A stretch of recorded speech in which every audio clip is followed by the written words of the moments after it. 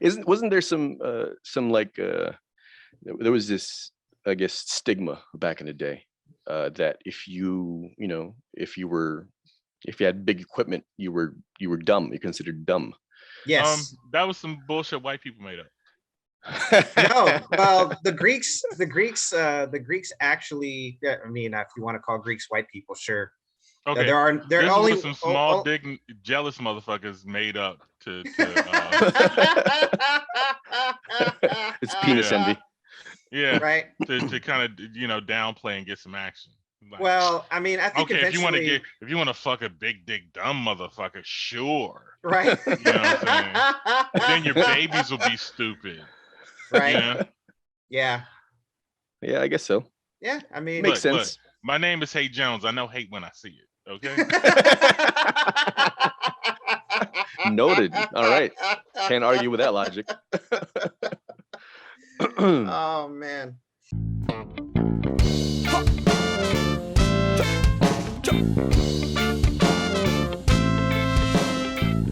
So we were talking offline about Joe Rogan, right? And Hey Jones brought up the point. Can you tell him, Hey Jones, about he's a fucking hypocrite. So well, of course. So I was listening to some Joe shit over the weekend or through the week, and he always goes in on being fat isn't healthy. Like healthy. the whole fat, quote unquote, fat shaming. Yeah, like I wouldn't take it as fat shaming. Like, being fat is unhealthy at a certain point, but it's not contagious and it doesn't interfere with your life. So that's true. That's true. Shut the fuck up. You know what I'm saying? Having sex unprotected out in the streets is also bad, and people are doing it, but nobody's crying about it. And it's a problem because diseases are trafficked, right? Right. So I hear him go about COVID, like, why aren't you telling people to be healthy and not eat all this junk and da da da da, and he's going on that tangent, right? Yeah, but then like just why are you out there, gorging yourself on McDonald's and Habit Burger when you should be, eating elk that you hunted down yourself with a bow and arrow and bacon from that elk and what else is a bulletproof coffee, some shit. Bulletproof coffee. Hey, elk is delicious. Oh yeah, and taking your testosterone treatments and your vitamins and your HGH. Right. And what does he get? He gets a bag of something, right? Like vitamins and minerals and shit. He gets it injected into himself and through a ivermectin. No. It's yeah, that's part of the cocktail, I guess. You're right. No, it's he talked about it in one of his episodes when he was partying with Chappelle in Vegas, and how it's basically an IV treatment of nothing but vitamins and saline to kind of rehydrate and give you this energy shot, and apparently it works. Well, of course it does. It because you're mainlining the shit, right? But, I think he and I think Shab was in that episode as well, when he was talking about how like it feels terrible as you're getting it, right? But like you just get this like instant energy, right? Like I'm like, I bet, you're literally mainlining all the shit that's keeping you alive. You know what I mean? It's your body. Yeah. Hey, you depleted from your body from drinking. Navy SEALs do that shit all the time. They'll go hard drinking for a weekend, and then on Monday, if they're like all hungover and shit, fucking doc just mainlines a saline bag and whatever it else that Navy SEALs can get away with. No, fuck that shit. Medical professionals do that shit. I've heard it on several radio shows back in the day where they call in when they're talking about drinking and brown liquor versus clear liquor and how to avoid a hangover. And it was like, drink what you want and then just, hit an IV with some nutrients in it. Yeah. Boom. And they were talking about like how ER doctors were doing that shit. Man, look, I see advertising for that kind of shit in my gym all the time. Like I'm warming up on the treadmill, right? Just walking, and then I'll see this big fucking advertisement on the big screen, had a little too much to drink, or like had a bender. Essentially, what they said, like, you had a bender this weekend. Yeah. Call this number and we'll fucking come to you with an IV, like a recovery IV or some shit. But that reminds me, like, this whole line of conversation reminds me of a good old Zook monster, the lumberjack from Oregon. Oh yeah. Oregon? Fight Club. Yeah, Fight Club. Yeah, he fucking. I remember he was. I think it was either we all had Zook stories. We all had Zook stories, but yes, it was there was a PRT. He came drunk. He came drunk and he was running in his fucking jeans, and it was like, "Let's go, I'm ready." And he was in his flip flops or some shit. Yeah, exactly. I remember this. I remember this distinctly. He was wearing. I don't remember. I think he was wearing a t-shirt. He was in ripped jeans and kind of like they were frayed at the bottom, and flip flops, and he was eating a bag of Cheetos, lime Cheetos, lime flavored Cheetos. Yep. And that dude did maxed out push-ups, maxed out sit-ups, and ran the 1.5 miles in record time, faster than everybody else while throwing up. Yes, and then he threw up at the end. Yep. And then went to work. Yep, and then went to work. Yeah, but he was like, he would do some of the craziest shit that I've ever heard anybody do. Right, like at that point in my life, he'd be eating like a tuna sandwich in lunch, right, during chow, and he would just sprinkle dip to, like, that tobacco. He would just sprinkle dip in his fucking sandwich and eat it. I'm like, what are you on, bro? Exactly? I almost yacked thinking about that right now. Look, the man used to be a lumberjack. Okay, you think lumberjacks aren't out there in the woods doing crazy ass shit? Look. Let me tell you about my man, the Zook monster. He's hold on. Number one, his name is Fight Club. Okay, let me tell you about Fight Club. And two, he's no longer a lumberjack? Actually, he is. It might be. I think he's a forest ranger in Oregon. He's a So he leveled up. He still works among the trees, but he's getting paid more money now. But let me tell you. Oh yeah, he carries a gun. All right. Let me tell you about Fight Club. All right. This man was a lumberjack. Okay. And before he joined the Navy, he had an accident where a tree fell on his ass, right? Crushed him, right? Broke all of his fucking ribs, broke his back. And they told him that he'd probably never walk again. Yeah, that's before he joined the Navy. That's the man who showed up to PT in jeans, t-shirt, and flip-flops, beat everybody on the run, and then went to I hungover. And I think he was still drunk too. He wasn't even hungover. Yeah, he was drunk. Still drunk. It's like I just came from the bar to the PRT. Yep, and beat everybody. Kicked everybody's ass, and then went to work. What was it? A tree fell on him, right? And then what did he do as soon as he recovered? He fucking cut another tree. Yeah, he went and cut another fucking tree like Paul Bunyan. Yeah, I mean, oh, man. The man's a beast. The man is a beast. There's a reason why we call him monster. Oh yeah, we call him the Zook monster. That's right. Yeah. Him and the monster cat. Yep. I missed that fucking monster cat. He was the mean old cuss, but Oh yeah. That was a cool cat. Yeah. Yeah. So Joe Rogan's a hypocrite. Yeah.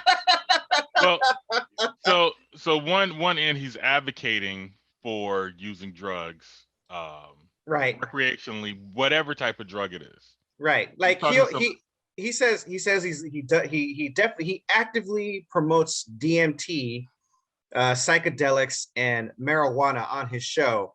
But when it comes to cocaine and heroin, he's like, oh yeah, everyone should be able to do whatever it is the fuck they want to do. Freedom, right? So yeah, because he was talking to some guy who was talking about some drug that's close to heroin but helps in some kind of way that doesn't have Ibogaine. Yeah, and so Ibogaine from the Iboga plant. Yeah, and he said like the government shut it down because it was like cutting into the profits from opium or some shit like that, right? From the CIA's selling of opiates on the street. I don't know. Well, I don't know much about that whole conspiracy shit, but I do know that he does advocate for, or at least talk about, Ibogaine in a positive light, because a lot of people who are addicted to opiates, and have done ibogaine treatments, not here in the States because it's not federally approved, but they'll go to TJ and get their treatments. You know, after that treatment, there's no craving. There's, you know, like they're completely fine. You know, and so he's like I said, he at least talks about the iboga plant and ibogaine in a positive light. Now, you know, well, the problem with the issue with that plant, or not issue with it, or with drug addiction, is it's psychological. It's not about the drug. Like, I know breaking, like going through the withdrawals of drugs is hard, but after that they go back because it's self-medication, you know. It's about the self. I saw something about that where, you know, this medical professional said, you ever wonder why people who, you know, let's say get in an accident where they require surgery and some sort of recovery in the hospital, and they need, you know, a narcotic or some sort of opiate or painkiller, you know, to handle the pain.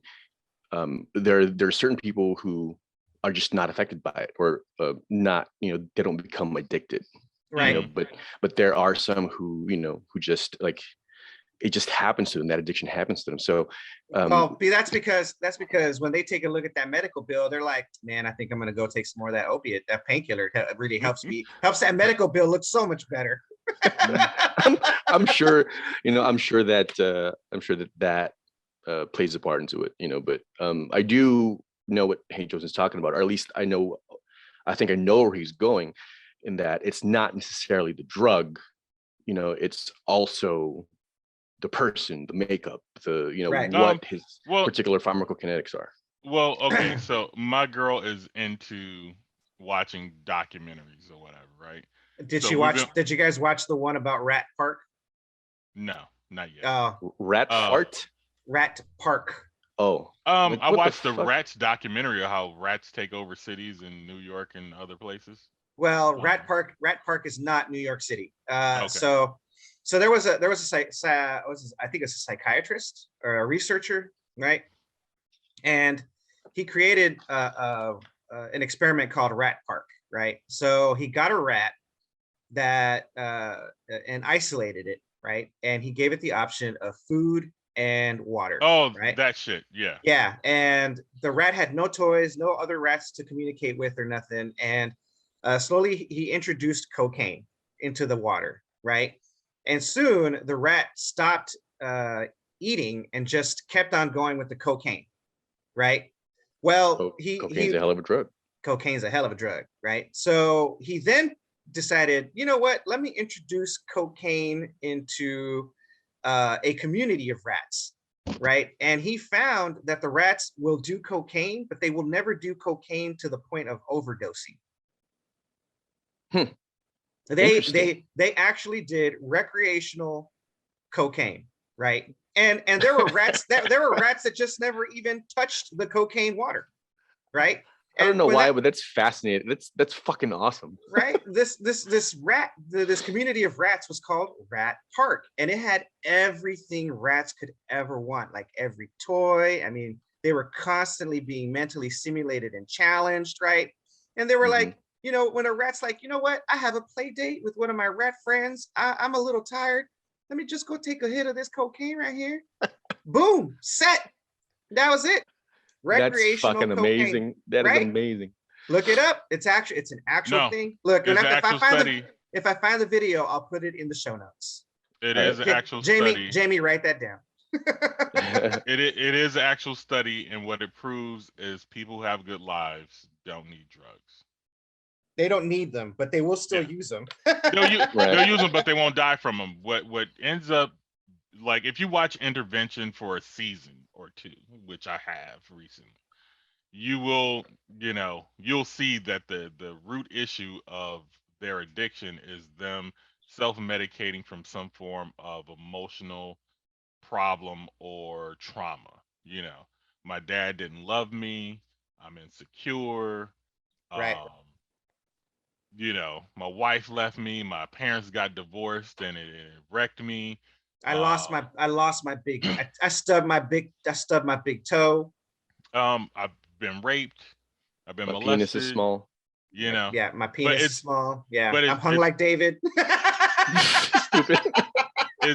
It's always some kind of a rooted emotional thing. Right. Is you don't find like the people who are happy and well balanced, who may like get into an addiction and then just go a little bit too hard. Yeah. Those people get off of it real easy. Right. Like the barista at Starbucks got my name wrong. I need to take this hit. Yeah. So they're not running from a lot of stuff. So like a lot of kids, when I was in college, I found out a lot of kids were doing drugs, but none of them turned out to be like, crackheads. They didn't go down that dark spiral, primarily because they didn't have a deep trauma that they were trying to medicate. They were just doing shit for fun. Yeah.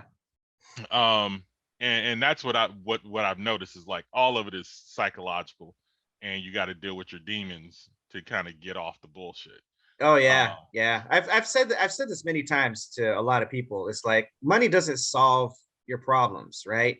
If you have demons and you got issues you don't contend with, money and fame actually isolate you with them. Right. Yeah. Yeah. Yeah, and makes it more powerful. Right, and then you're gonna be like that rat in the cage with the cocaine bottle and the food. You're gonna be like, you know what? I'm just gonna keep taking this cocaine. Yep. Let me Lane Staley this bitch. That's right. Yeah. So all those rats in Rat Park weren't mad because their mother didn't hug them enough. No, they got plenty hugs. You know what I'm saying? Yeah. Like they had no childhood trauma they were working on. Their teacher didn't rape them. Right. But if you had their McDonald's fries actually tasted good and didn't suck. But I guarantee you, if they abuse, like take some like science rats where you experimented on them heavy and put them in there, like chop one of their legs off, all of a sudden you're gonna get one that's gonna, overindulge in the dope. Yeah. Oh yeah. Then they're gonna end up with what does it call it? A negative outcome, death by misadventure. Yeah. Now with Rick James. With Joe, with Joe, I'm gonna call him JR. He's pro dope. Take whatever concoction you want to take to make yourself better or feel whatever, right? Which is not healthy because it can lead people to addiction. You could overdose, you could put the shit in your system and wacky shit happens, right? Right. You could get a bad batch from your plug, and that'll kill you. Yes. Because you don't know what you're getting. And he's pro that, but he claims he cares about whether or not somebody's fat because it's unhealthy. Right. Both are unhealthy. Hold on. So he's pro, slam whatever in your veins, snort whatever, you want up your nose, but don't take a vaccine. Well, and be careful what you stuff down your gullet. Yeah. But don't take a vaccine. No. Yeah. No. Huh. Watch what you eat. Don't take the vaccine, but take dope all you like. That's right. Right? Which is kind of crazy. That's a little that's a big amount of fuck shit there, Joe. Well, I mean, Joe Rogan has a lot of money, so he can be on some fuck shit because, as we've stated in a previous podcast, it don't affect him. Yeah, it doesn't affect his life. Yeah. There's no drug addicts walking through his neighborhood trying to steal his radio. Do you know how much it costs to go hunt elk?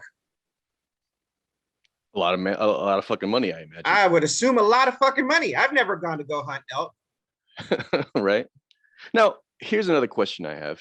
We hold up before this reminds me, we do need to hit up Boris about heading up to his place up in Nebraska to go hunt some elk. Oh, that's right. He did say that, didn't he? He did say that. That's right.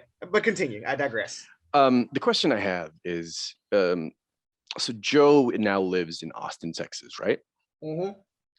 And as far as I know, I haven't looked at the laws recently, but as far as I know, weed is still legal there. How in the fuck is he getting his weed? Good question. So I would only assume doing it illegally. They're only prosecuting Black people. Oh. Ain't that always the way? Yeah. Well, that's some of that white privilege we talking about right there. God damn it, America. You're drunk. Fix your shit. Right? Okay, so let me see. Texas has medical marijuana. Oh, well, shows how much I know. Eligible Texans have access to medical marijuana through the state's compassionate use program administered by the Texas Department of Public Safety. Yeah, so Texas has medical marijuana laws, and that's probably how Joe's getting it. He's got a plug. Joe's getting it because he's sick in the head. Maybe. I mean, I'm sure he had a medical marijuana card when there was a medical marijuana card required in California. Yeah, I think he did. Yeah. I think he did. Yeah. I think he talked about it in a podcast as well. Yeah. One of those early ones. I don't remember. You know, but this does lead me to conclude something here. You know how when you're high on weed, right? No. You ask questions, right? Like, what do you call earthquakes on Mars? Yep. Right. Is a hose an extension cord for water? Right. Like is a hot dog a sandwich? If you were born with a hard on, are you still considered a virgin? Right. Is cereal soup? That's a good one. I like that. Right. Right. Yeah. So was it correlation equals causation, right? Like, he smokes a whole lot of weed and does a lot of psychedelics, and when he comes out of those, he remembers all of that crazy shit that he experienced while under the influence, and then brings it into the really real world where there ain't no coming back. And where there ain't no coming back. Yeah. So I think marijuana and psychedelics are just really starting to really play a number on his cabeza there. You know what I'm saying? I mean, don't do drugs. Yeah. Don't do drugs. Dopes for dopes, kids. Dopes for dopes. There's no hope in dope. It's bad for you. That's right. Chino, look, we'll say it right now. Chino and Homeboy are not role models at all. Do not do what we do. Listen to us when we say good shit. But whenever Chino takes a hit of that joint in his hand, don't do that. Mm-hmm. We're not role models. Yeah. That's right. We're as we say. Charles Barkley. Do as we say, not as we do. Stupid. Yes. We're Charles Barkley, you this bitch. That's right. We are not role models. The problem is, no matter how much you say you're not a role model, you're a role model because you don't control what people think about you, in a negative or positive light for the most part. That's right. That's true. And we did say that about Joe Rogan, right? I mean, I would actually be surprised if anybody said that I or Homeboy or Hate Jones, were. You speak for yourself. Plenty of people look up to me.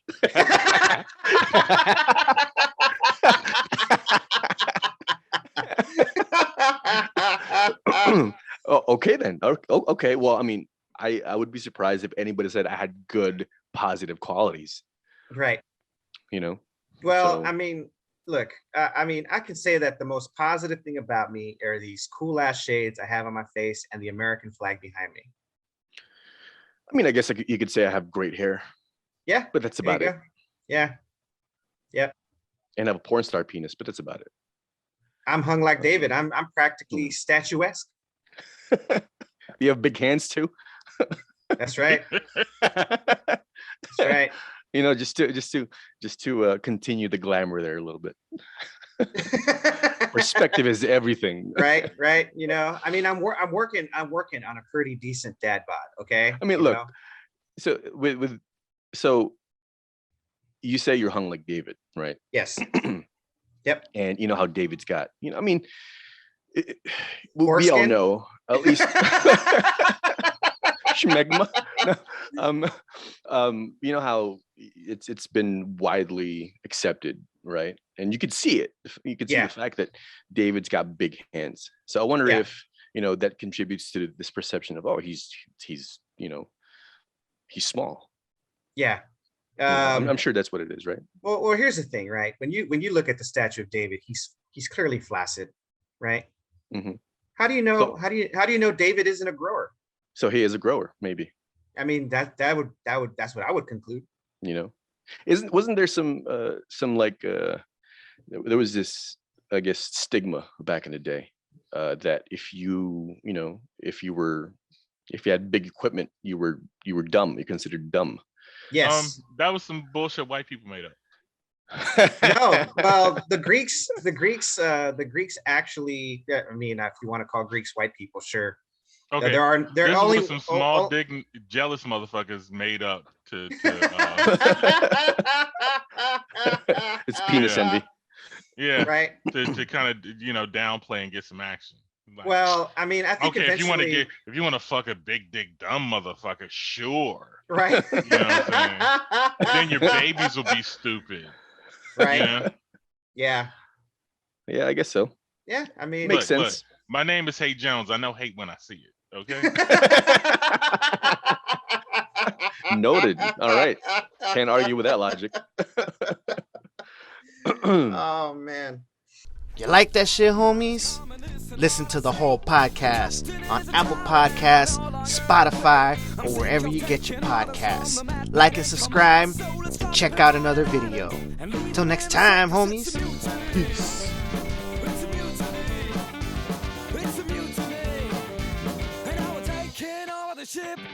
It's a mutiny.